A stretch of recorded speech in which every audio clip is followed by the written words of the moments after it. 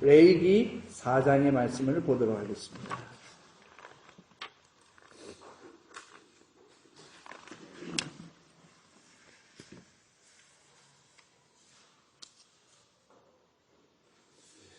사실은 오늘 본문 말씀은 레위기 4장부터 레위기 5장 3절까지가 속죄제입니다. 물론 지난번에 번제했으니까 오늘 소제, 화목제, 속죄제, 속건제 이렇게 나가려고 했는데요. 이제 특별한 조금 이제 구별이 좀 필요하겠다 싶어서 오늘은 속죄제부터 하도록 하겠습니다. 근데 속죄제가 이게 성경이 굳이 이렇게 나누지 말고 5장 13절까지 4장으로 하면 좋겠, 이런 성경이 가끔 있어요.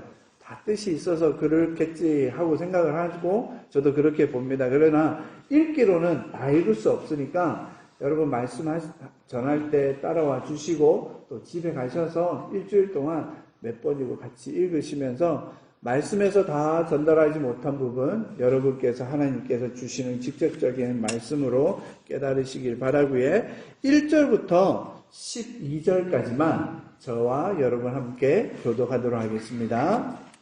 레위기 4장 1절부터 12절입니다. 여호와께서 모세에게 일러 가라사대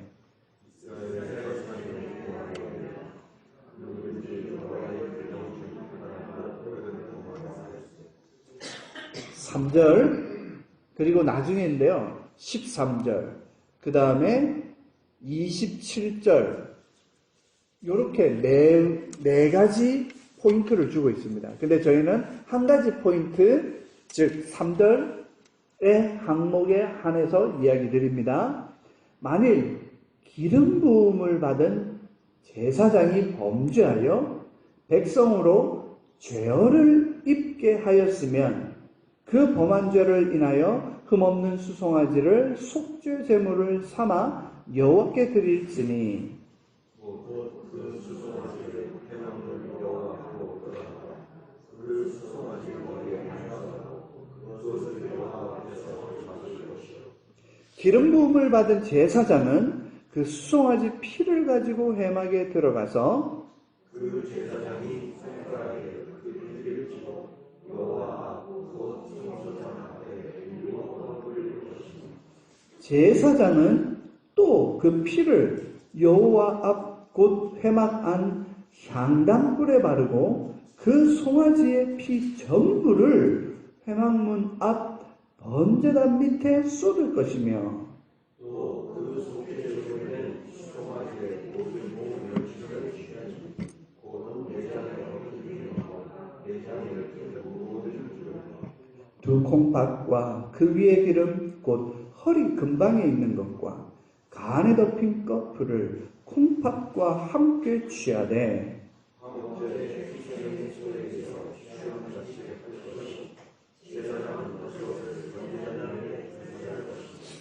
그 수송아지의 가죽과 그 모든 고기와 그 머리와 다리와 내장과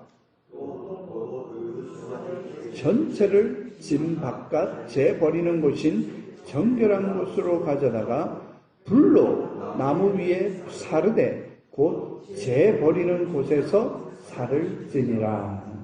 아멘. 여러분 우리 번제나 소제나 그 다음에 화목제는요 조금 다릅니다. 무엇과 다르냐면 속죄제, 속건제하고 다릅니다. 이렇게 크게 두 가지로 나뉩니다. 지난주에는 번제를 했으니까 여러분 기억하시면 무엇을 중심으로 나열을 하냐면 드리는 제물, 조금 비싼 제물, 그 다음에 맨 마지막에 산비둘기나 집비둘기, 새끼 이렇게 해서 제물의 경중에 따라서 순서를 했다면 속죄제와 속건제는 죄를 지은 사람의 위치에 따라서 나누고 있습니다. 그래서 방금 읽은 거는 3절에 보면 기름 부음을 받은 제사장이죠. 13절에 가면 이스라엘 온 회중이 죄를 짓는 거예요. 그 다음에 22절에 가면 족장이 12지파의 대표가 그 그 다음에 마지막이 누구냐? 27절에 평민 하나가 이렇게 되어 있습니다. 그러니까 이 속죄제에 있어서의 중요한 거는 그 사람의 위치에 따라 범한 죄가 똑같다 할지라도 하나님이 보시기에는 절대로 똑같지 않게 보신다는 뜻입니다. 어떻게 보면 세상 이치도 그렇잖아요. 그냥 이름도 모르는 나도 모르는 평범한 사람이 짓는 죄하고 대통령이 짓는 죄하고 같은 죄를 범하더라도 사람에게 욕 다르게 먹듯이 하나님께서, 그건 세상 법이지만 하나님께서는 우리 인간들을 향해서 볼 때 이스라엘 백성을 우리 교회라고 본다면 어떻게 생각하시겠어요? 여러분, 똑같은 직분자라고 할지라도 내가 예수를 얼마나 오래 믿었고 잘 믿었느냐에 따라 똑같은 죄를 지어도 하나님 보시기에는 니는 예수 믿은 지 50년이나 됐는데 인자 예수 믿은 1년짜리가 짓는 죄하고 똑같은 죄를 짓나? 라고 하신다는 뜻이 아니겠습니까? 목사가 짓는 죄하고, 그지요? 우리 딸이 짓는 죄하고 하나님 보시기에는 다르다는 거예요. 왜 그럴까요? 왜 그럴까요, 여러분?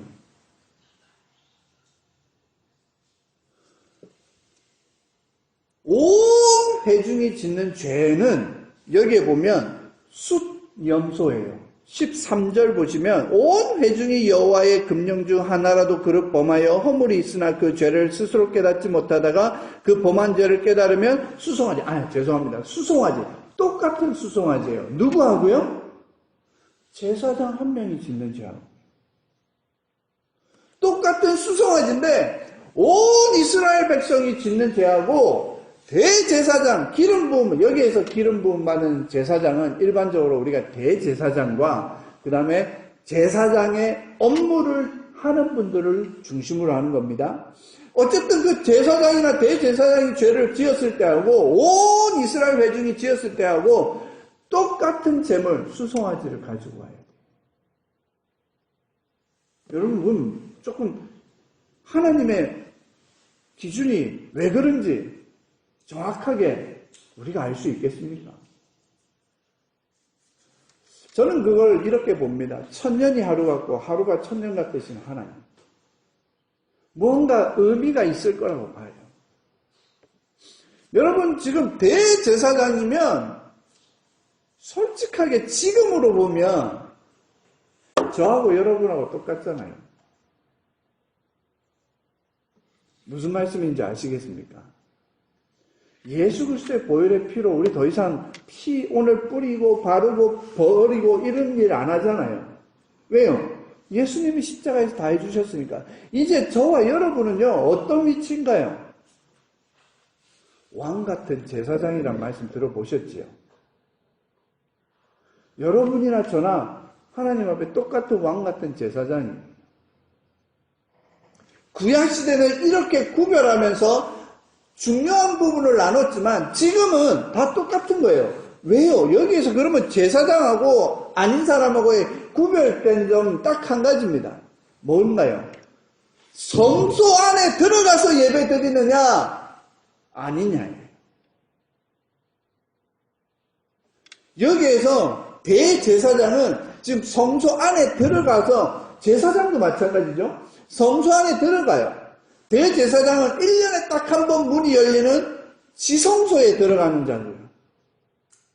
그런데도 불구하고 이 사람들은 우리가 지금 표현으로 얘기하면 저와 여러분처럼 지금 예배드리는 예배자예요. 한 단계 더 나아가서 설명을 드리면, 그러면 바깥에서 예배드리는 번제 드리든 뭐 하든 그 사람들 예배자 맞아요. 그런데 한 가지 더 나아가면 뭔가요? 하나님 앞에 섰느냐 아니냐의 차이점입니다. 저와 여러분은 성소든 지성소든 마음대로 드나드는 사람들이에요. 레위인도 아니고 제사장도 아닌데 예수 그리스도의 보혈의 피 때문에. 그렇다면 예수 그리스도를 믿는 사람이라면 예배자라고 한다면 하나님 앞에 가장 큰 제물을 바쳐야 되는 입장에 놓여져 있는 거나 다름이 없다는 겁니다.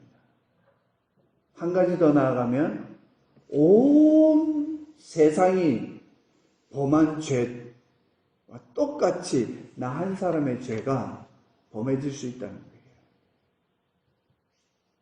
물론 예수 그리스도처럼은 아니지만 오늘 본문 말씀만 가면 우리 고은 장로교회라는 이 예배 공동체만을 보고 얘기한다면 내 한 사람의 죄나 우리 교회 전체가 짓는 죄나 똑같이 내가 짊어져야 되는 십자가라는 거예요. 한 사람의 부족한 사람이 있다. 한 사람의 모자란 사람이 있다. 그 사람을 누가 돌봐야 될까요? 우리 교회가 돌봐요. 우리 공동체가. 여러분이 저를 위해서 기도해 주시는 것처럼 저도 여러분을 기도하고 여러분이 여러분 서로서로를 위해서 기도의 제목을 나누고 기도를 하나님께 올려드리면서 저분을 좀 돌봐주세요. 저분의 자녀를 좀 지켜주세요. 저분이 이런 일로 어려워하네요. 우리 하나님이 그거를 원하시는 게 이 공동체 하나됨입니다. 그게 바로 예배자입니다. 한 사람의 제사장이나 온 회중의 죄나 똑같이 보시는 하나님의 복입니다. 여러분, 우리 그걸 놓치면 안 돼요. 오늘 본문에 있어서는 일단은 예수 그리스도의 십자가 보혈 전이니까 예배가 이렇게 나눠지고 있지만 우리는 다 알잖아요. 예수님 때문에 있잖아요. 그러니까 다르게 접근 방식이 있지만 어쨌든 여러분, 하루를 믿었든 100년을 믿었든 목사든 평시도든 그런 구별이 교회 안에서는 하나님 앞에서는 없습니다. 그러나 우리가 죄된 사람으로서 이렇게 살다 보니까 질서가 필요하고 또 그 다음에 책임자가 필요하고 믿지 않는 세상 속에서 믿지 않는 사람들 가운데에서 또 모든 게 다 교회고 모든 사람이 다 예수 믿지 않는 가운데 있기 때문에 우리가 나눠서 직분을 가진 것이지 특권을 가진 건 아니거든요. 하나님 앞에서 예배자는 저나 여러분 똑같은 거예요. 당장 우리가 가장 쉽게 생각할 수 있는 자녀들 보세요. 자녀가 내 것입니다. 하성이가 막내가 말 안 들으면 맨날 그러거든요. 야, 네 거는 다 아빠가 사줬으니까 네 거는 내 거, 내 거는 내 건데 니도 내 거잖아. 그럼 니는 내 말 들어야지. 이리 얘기하거든요. 그렇지만 하나님 앞에서는요. 그 하성이라는 아이가 최소한 나보다 예수 잘 믿어서 나보다 더 하나님 사랑하는 아이로 어른으로 성도로 예수님의 제자로 가야 될 하나님의 것 아니겠습니까? 여러분, 그런 마음으로 자녀를 양육하고 그런 마음으로 우리 교회가 하나 되고 그런 마음으로 새 가족을 맞아들인다면 우리 공동체는 하나님이 기뻐하시는 진정한 예배 공동체가 되리라 믿습니다. 자, 그러면 오늘 본문에 있어서 이 속죄제의 가장 중요한 거는 많은 사람들이 번제하고 속죄제를 헷갈려 하기 때문에 제가 오늘 번제 다음에 이거 합니다. 여러분, 번제는 모든 예배의 가장 기본적인 형식이자 동시에 모든 예배는 번제로 이루어집니다. 그런데 그 번제는 뭐냐? 예를 들어 갖고 이런 거예요. 여러분, 오늘 백 집사님 기도하시면서 우리가 일반적으로 다 여러분 우리 다 같이 이해하고 아멘할 수 있는 내용으로 기도했잖아요. 이게 뭐냐? 번제예요. 그런데 백 집사님이 갑자기 경훈이가 예를 들어가지고 미 공군에 있는데 너무 잘 됐어. 그래가지고 막 승진에 가도를 하고 졸업하는데 1등으로 졸업하니 뭐니 이런 좋은 소식이 들려. 그거는 집사님이 따로 하나님께 영광 돌리는 거예요. 이게 뭘까요? 이게 화목제예요. 그런데 우리 경훈이가 잘못해갖고 죄를 지었다고 소문이 들리네. 이놈이 어떻게 하나님 말 그랬을 때 나의 아들이기 때문에 내가 하나님께 예배를 이게 속죄제입니다. 구별이 있습니다. 그리고 이제 속죄제에는요, 특별한 용어가 있습니다. 우리 번역에는 속죄제하니까 또 제목이 sin offering이니까 모든 죄에 대해서는 전부 다 속죄제인 것처럼 보이는데 아닙니다. 모든 죄의 문제점과 모든 죄의 모든 것은 다 번제입니다. 그리고 그 번제 중에서 속죄제와 속건제가 스페셜하게 나눠집니다. 그거를 제가 여러분에게 오늘 말씀을 드릴 건데요. 그래서 속죄제는 sin offering이지만 제가 주보에다가 뭐라 되어 있냐면 purification이라고 되어 있습니다. 정결하는 게 정결. 여러분 purification은 뭐냐면 이게 컵인데요. 여기에 까만색 곰팡이가 피었다. 이 닦아내야 되잖아요. 이게 정결하게 되는 거잖아요. 그런 것을 이야기하는 겁니다. 그래서 오늘 이야기를 할 건데 여러분 그래서 우리가 기도할 때 어떨 때는 속죄제로 기도하고 어떨 때는 번제로 기도하고 어떨 때는 속건제로 기도하고 나도 모르는 사이에 이 세 가지를 여러분이 같이 막 쓰고 계세요. 좋아요. 성경에서는 우리 예수님이 이제 다 하나 되셨으니까 상관이 없는데 그래도 우리 좀 알고 쓰면 어떻겠는가 싶습니다.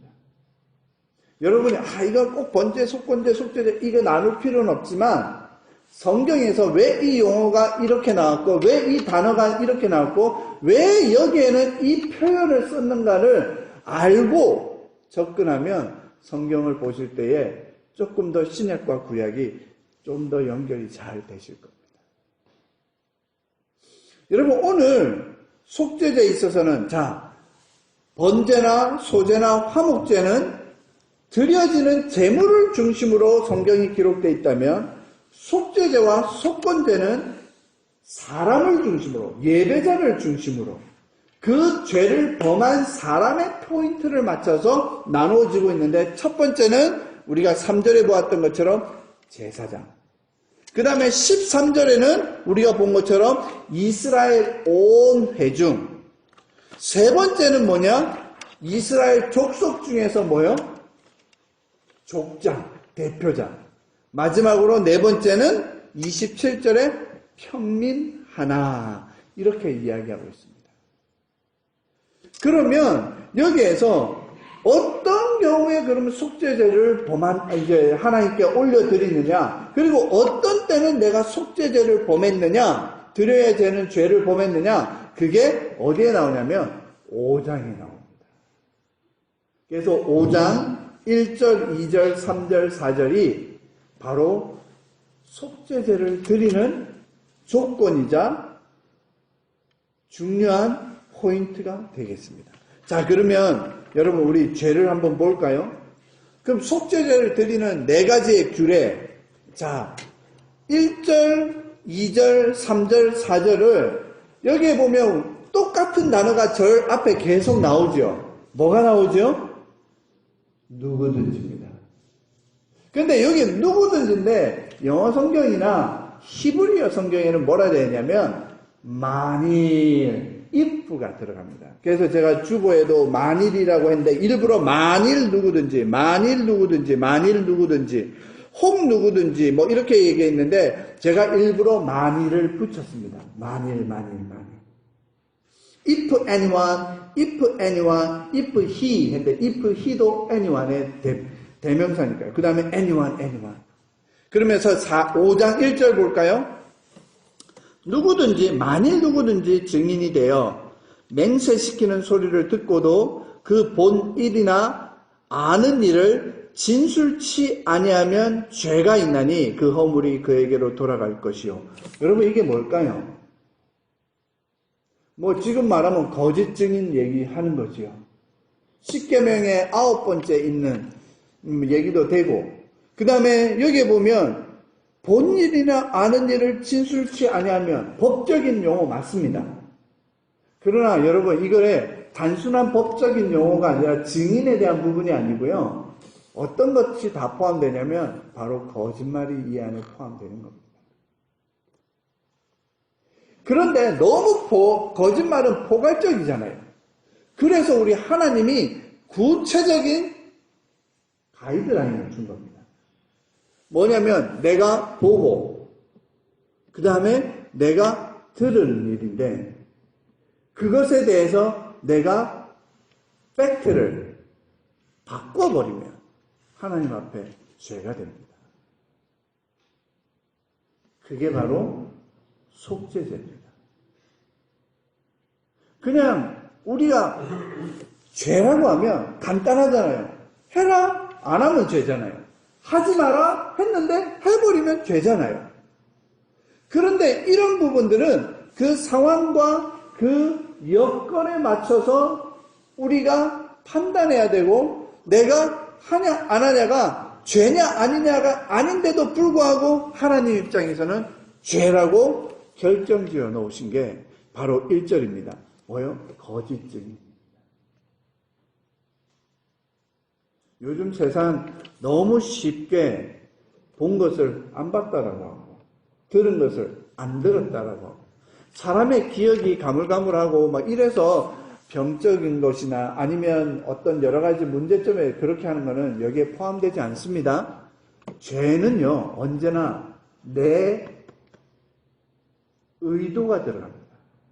어떤 의도가 들어갈까요? 나에게 유익이 될까? 나에게 좋을까? 나에게 피해가 안 올까? 이런 의도가 들어가서 그것을 무너뜨려 버리려고. 결국 하나님 앞에서는 거짓으로 판명될 수 있는 것. 그것이 바로 여기에 포함이 됩니다.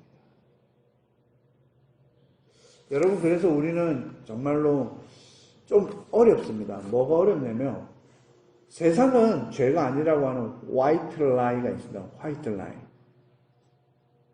이런 거를 어디까지 우리가 받아들이고 수용할 수 있느냐. 남을 위해서 너를 위해서 우리가 가끔 가다가 하얀 거짓말을 할 때도 있는데 그 하얀 거짓말을 하나님 보시기에 어떻게 결정 내릴까? 여러분 지금은 당장 그게 모를 수 있어요. 근데 시간이 지나고 보니까 이게 아니었네.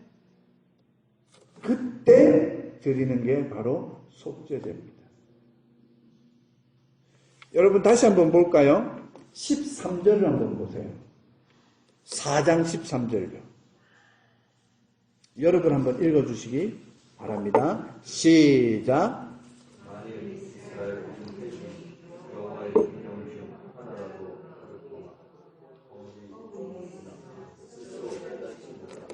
그 범한 죄를 깨달으면 처음에는 몰라요. 여러분 살인죄나 거짓말이나 이런 거는 금방 알 수 있잖아요. 그러나 처음에는 이게 허물이 있는지 나도 모르는 거예요. 온 회중도 모르는 거였어요. 그런데 나중에 보니까 이게 죄네. 이게 잘못이었네. 그 판단이 잘못 내려진 거였네. 라고 깨달을 때 뭐 한다고요? 속죄제를 드리는 겁니다. 그게 번제하고 차이점입니다. 자, 그 다음에 5장 2절을 가볼까요? 두 번째입니다. 두 번째는 또 뭘까? 속죄제의 조건이 뭘까? 누구든지 부정한 들짐승의 사체나 부정한 가죽의 사체나 부정한 곤충의 사체들 무릇 부정한 것을 만졌으면 부지 중에 할지라도 그 몸이 더러워져서 허물이 있을 것이요. 여러분 이거는 지금은 거의 없지요. 여러분 뭐 성물인데 성물이 어디 있습니까? 거룩한 물건이 어디 있습니까? 그죠? 저와 여러분이 거룩할 따름이고 하나님이 거룩할 따름이지 물건이나 장소가 거룩한 따름은 없죠. 옛날에 저도 어릴 적에 마룻바닥에서 교회 안에서 놀아도 절대로 강대상에는 침범할 수 없는 거룩한 장소였잖아요. 강대상을 손으로 만지면 권사님한테 볼때기한테 맞으고 감히 강대상에 손을 대 이러면서 또 수건을 가져와서 강대상 닦고 어릴 때 그런 적이 있어요. 거룩한 성물에 건드리지 말라고. 우리 어릴 때는 땡땡 치는 거 엄청 재밌잖아. 땡하고 도망가잖아요. 땡 쳤다 누가 쳤냐 이래갖고 또 혼나고. 그런데 구약에는 부정하고 아닌 것에 대한 기준이 있었지요. 여러분 그게 이제 우리 레위기에 나오지 않습니까?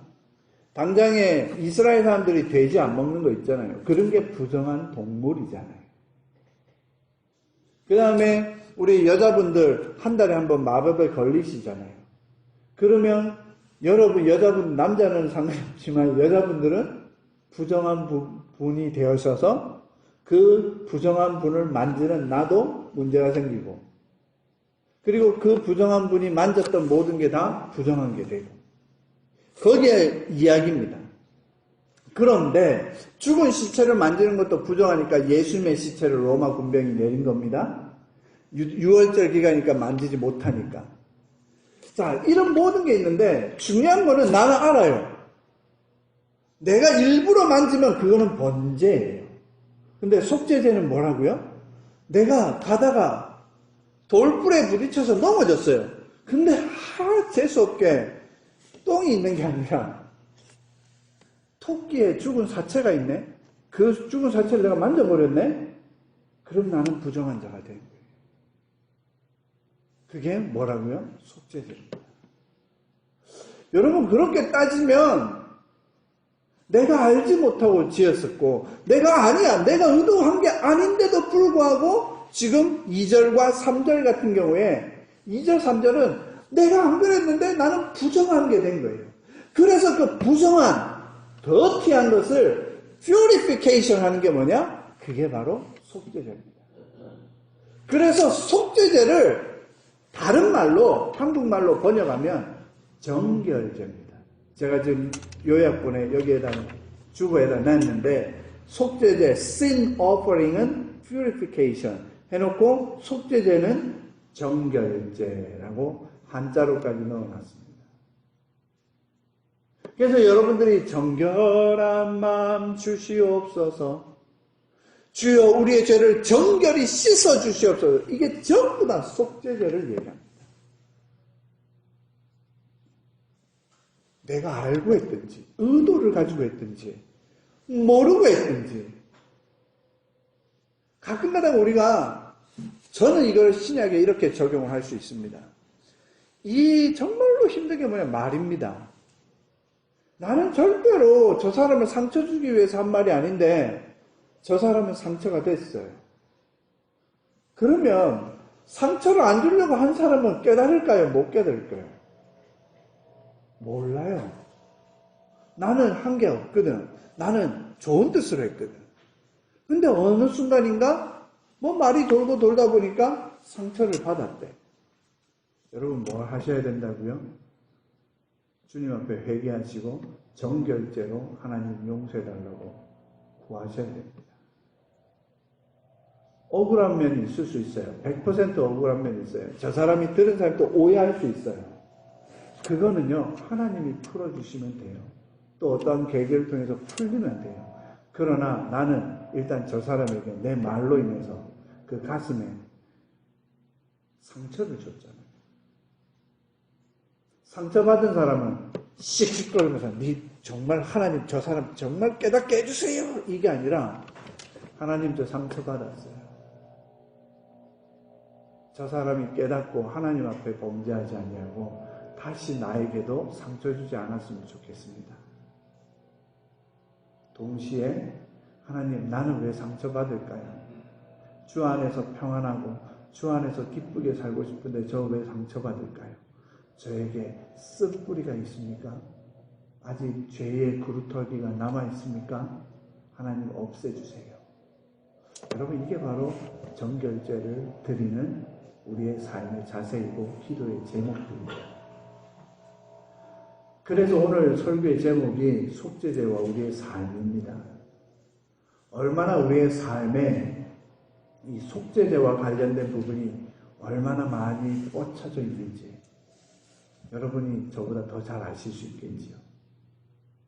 3절, 5장 3절을 한번 보실까요? 여러분이 한번 읽어주십시오. 시작.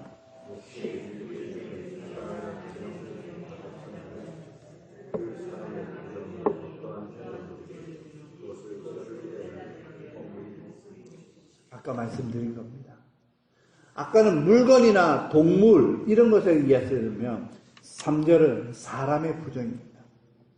사람에게 부정한 것도 뭐 있습니까? 우리 이제 막내 같은 경우나 둘째 딸 같은, 여러분 둘째를 아직 못 보셨는데, 이 아토피가 있었어요. 뭐죠? 피부병이잖아요.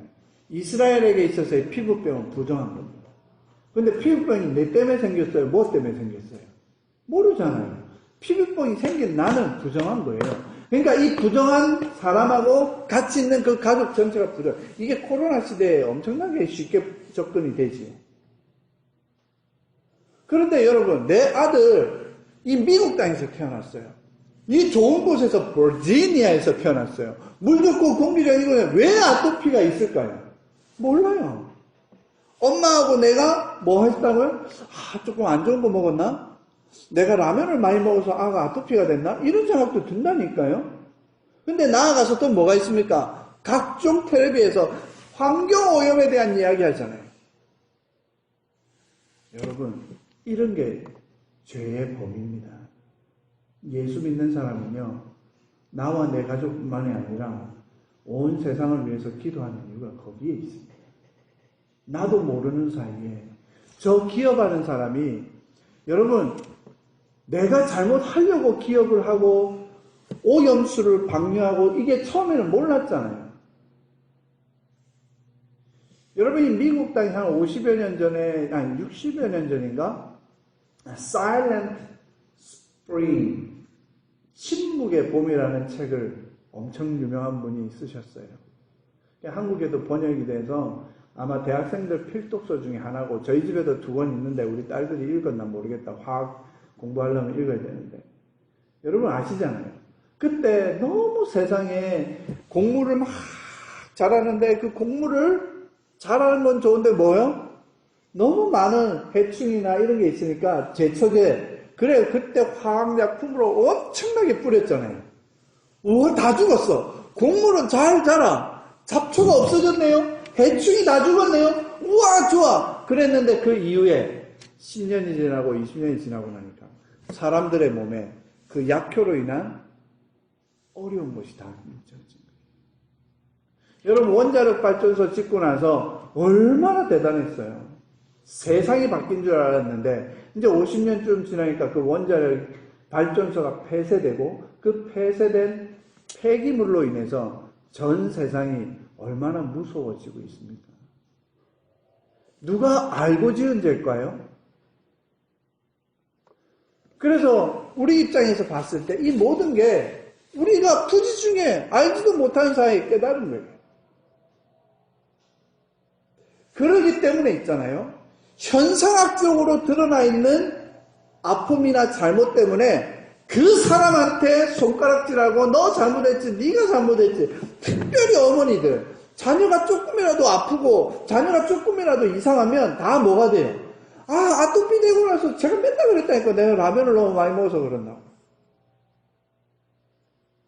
근데 그 라면이 엄청 맛있는데 그 라면에 나쁜 성분을 넣은 게, 그 사람들이 처음부터 라면 만들면서 나쁜 성분 넣으려고 한 게 아니고 그게 우린 몰랐잖아요. 여러분, 그러니까 이게 어찌 보면 예수 믿는 사람은 어쩔 수 없어요. 한 번 더 참고, 한 번 더 양보하고, 한 번 더 기다려보고, 한 번 더 뒤로 물러서서 하나님의 인도하심과 앞서가심을 바라볼 수밖에 없습니다. 그게 바로 우리 믿는 자들의, 제자, 성도들의 기도의 제목이기도 합니다. 뜬금없다 하지 마십시오. 하나님께서 그런 기도를 기뻐하실 줄 믿습니다. 백집사님처럼 아까 우리 아름다운 자연을 주신 하나님께 감사하는 것. 여러분, 이거 누구만 할 수 있을까요? 예수 믿는 사람만 할 수 있는 거예요. 하나님이 우리를 위해 주신 거 아니까. 그런데 이 자연이 피폐해지고 지구가 불타고 있는 이런 형편 속에서 하나님, 우리의 죄를 용서해 달라고. 무슨 죄인지 몰라요. 그래도 하나님, 저희 죄를 깨끗게 씻어주더라고요.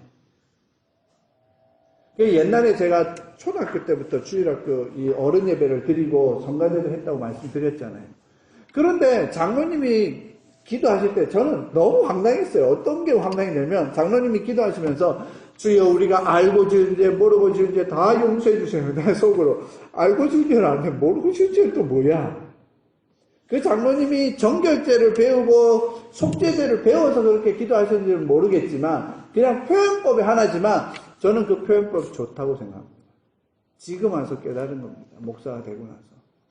아, 예수 믿는 우리는 내가 알고 지은 죄든 모르고 지은 죄든 부지직간에 내가 실수한 것들 무엇이든지 하나님 앞에 죄로 고백하고 내려놓는 겸손함이 필요하구나라고 깨달았습니다. 욥이 의인으로 인정받은 이유 중에 하나가 뭘까요? 자녀들이 열심히 놀고 먹고 놀았을 때 돌아오면 뭐 한다고요? 이 자녀들이 혹시 모르는 사이에 하나님께 범죄했을까봐 하나님 앞에 번제와 화목제를 또 드리고 용서를 구하고 죄를 고백하는 그 장면을 하나님께서 의인이라 보지 않을까요? 자녀들이 지금 세상에서 어떤 죄악과 어떤 허물을 짓는지 몰라요. 여러분이 그 자녀들이 집에 와서 한번 안아주면서 하나님 혹시 이 아이를 용서해 주시고 불쌍히 여겨달라고. 여러분 그런 기도 해보셔야 됩니다. 남편이 나가서 무슨 일을, 아내가 또 나가서 무슨 일을, 부부가 서로 그런 일을 위해서 기도해야 돼요. 누구를 만나고 누구에게 어떤 말을 어떻게 실수하든지 하나님 용서해 주시고, 만약에 실수한 거 있다면 하나님께서 메이크업을 잘 해주셔서 그 사람도 상처받지 않고 나도 더 이상 또 동일한 범죄를 짓지 않도록 해달라. 이게 바로 정결제입니다. 여러분, 번제하고 다르죠. 마지막 5장 4절입니다. 여러분 한번 읽어주시기 바랍니다. 시작.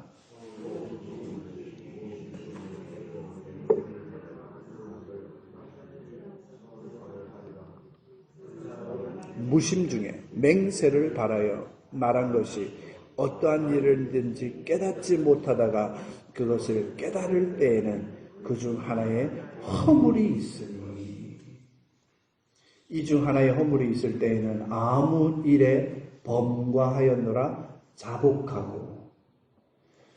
여러분, 이러한 부분들은 정말로 우리의 일상생활에 너무나도 넘쳐나고 있지 않겠습니까? 저도 설교를 다 하고요. 집에 가서 제 설교를 들어보거나 이제 우리 집사님께서 설교를 올려놓고 듣다 보면 내가 설교 시간에 왜 저런 표현을 했지? 왜 저런 용어를 썼지? 왜 그때 막 소리를 꽥 질렀지? 별의별 생각이 다 듭니다. 그러면서 기도합니다. 우리 성도님들이 은혜 받게 하시고 이 소리 지른 것 때문에 상처되지 않게 해달라고 하고요. 왜냐면 저 그런 얘기 듣거든요. 어떤 권사님, 우리 교회 권사님 아닙니다. 다른 교회 권사님인데 저보고 소리 안 질러야 되는데 소리 너무 지른 거 아니에요? 왜냐면 옛날에 제가 개척할 때 저희 교회 와서 예배 드리고 나서 그런 얘기 피드백 해주셨고 또 저한테 얘기하고 와이프를 통해서 얘기해서 이렇게 듣게 하시거든요. 여러분, 이게 우리 크리스찬이요 한없이 겸손해야 되는 이유 중에 한 가지입니다. 이거를 하나님께서 하나부터 여기까지 다 따지고 계신다는 거, 보고 계신다는 거. 여러분, 그러기에 우리는 고개를 뻣뻣하게 세우는 게 얼마나 위험한 건지 나도 모르는 사이에 속죄죄를 범하고 있지 않습니까? 그래서 우리 주님께서 이사야 53장에 죄와 허물을 굳이 허물이라는 단어를 넣은 게 어떤 목사님들은 그런 표현도 씁니다. 인간이 짓는 허물을 위하여 속죄죄가 있다. 여러분, 꼭 그렇지는 않지만 정확한 답은 아니지만 오늘 본문 말씀을 보면 그 말씀도 틀리지 않은 거예요. 그런 면에서 봤을 때 우리가 이 속죄죄의 의미, 주여 저를 깨끗게 하여 주세요. 내가 알고 지은 죄든지 모르고 지은 죄든지 내가 직접적으로 하지 않았다 할지라도 이 세상이 돌아가기 위해서 내가 자동차를 운전하고 기름을 넣기 위해서 기름을 만들고 기름 정유회사에서 끊임없이 공기 오염을 내고 내가 맛있는 밥을 먹고 과자를 먹으려면 그 과자를 만드는 공장이든 어디든 내가 여러분 돈이 없어서 저도 다이아몬드는 뭐 없습니다. 와이프한테도 줘본 적이 없지만 여러분 전 세계 다이아몬드 90%가 블러드 다이아몬드라는 표현이 있으신 거 아십니까? 여러분 우리 젊은 사람들은 알 건데 여러분 혹시 디카프리오 있죠. 그 영화배우, 멋있는 사람. 그 디카프리오가 주연으로 배우했던 영화가 있습니다. 제목 자체가 블러드 다이아몬드입니다. 저 그거 보고 엄청 충격받았어요. 영화에 블러드 다이아몬드라고 있는데 그 내용에 다이아몬드가 전 세계 시장에 나오는 다이아몬드의 90%가 아프리카의 많은 원주민들의 죽음과 피가 섞인 거라는 걸 아십니까? 저 그거 보고 우와, 우리가 결혼할 때 우리의 사랑을 변치 말자고 나누는 그 다이아몬드나 금반지에 이러한 슬픔과 아픔이 있는지 절대로 못 깨달은 거예요. 그때 제가 엄청 깨달았습니다. 아, 내가 짓는 죄만 죄가 아니고 나의 삶을 위해서 우리의 삶의 가장 기본적인 평범한 것인데도 불구하고 그것이 그것되게 하기 위해서 얼마나 많은 보이지 않는 곳에서 죄가 일어나고 있는지. 여러분, 아프리카 땅에 워낙 많은 그 분쟁들이 있잖아요. 그 분쟁들의 그 무기 대금의 50% 가까이가 다이아몬드입니다. 아세요? 그러니까 저 아프리카의 분쟁에 여러분이 차고 입고 저 코스코 가면 멋있게 장식되어 있는 그 다이아몬드의 50%가 저 사람들이 쓰는 권총과 총알과 대포에 자금으로 들어간 것이 흘러 이제 우리한테까지 온 거예요. 여러분, 이거 상상하면 여러분 우리가 기도할 곳이 너무나 많아요. 선교지? 나 한 번도 못 가본 곳? 나하고 선교하고 관계없어? 아이고, 그 세상의 전쟁? 이런 거 나하고 관계없어! 라고 하실 수 없어요. 그래서 예수 믿는 사람들은 기도의 사람이 돼야 됩니다. 이 정결제는 내 삶 속에서 기도하는 사람으로서 살아가는 것. 그것의 중요성을 이야기합니다. 마지막으로 여러분, 제가 주보에 써놨는데요. 죄란 사람과 하나님과의 관계가 단절되는 것이다. 즉 깨어지는 것이다.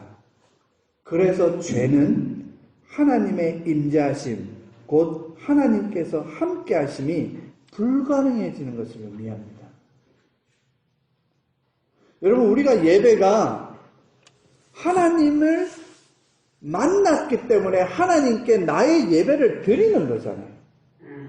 그런데 죄는요, 하나님을 만날 수도 없고 내가 드리는 이 예물과 제물과 예배를 하나님이 못 받으시는 거예요. 하나님은 우리를 얼마나 사랑하세요. 오죽했으면 온 세상의 모든 사람이 구원받기를 원하시는 하나님, 즉 그 말은 나 같은 인간이든 김정은 같은 놈이든 다 하나님이 사랑해서 구원받았으면 좋겠다라는 말씀을 하시고 계시는 거 아니겠어요? 그런 입장에서 봤을 때 여러분, 이 죄라는 거는 하나님 앞에 가는 길을 막는 거예요. 내가 살인죄 범한 적 없어요.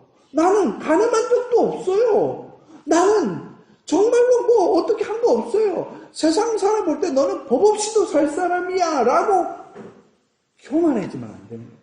잘못된 판단을 하면 안 됩니다. 내가 내 자신을 그렇게 판단할 수가 없어요. 왜? 부지주식감에 나도 모르는 사이에 내가 한 삶의 방식 속에 하나님과의 관계가 단절되고 내 잘못된 말 하나 때문에 사람과의 관계가 단절된다. 이 모든 게 뭐라고요? 정결죄로 용서받아야 될 죄인 것입니다. 우리 예수님의 보혈의 피가 바로 그 능력이 있습니다.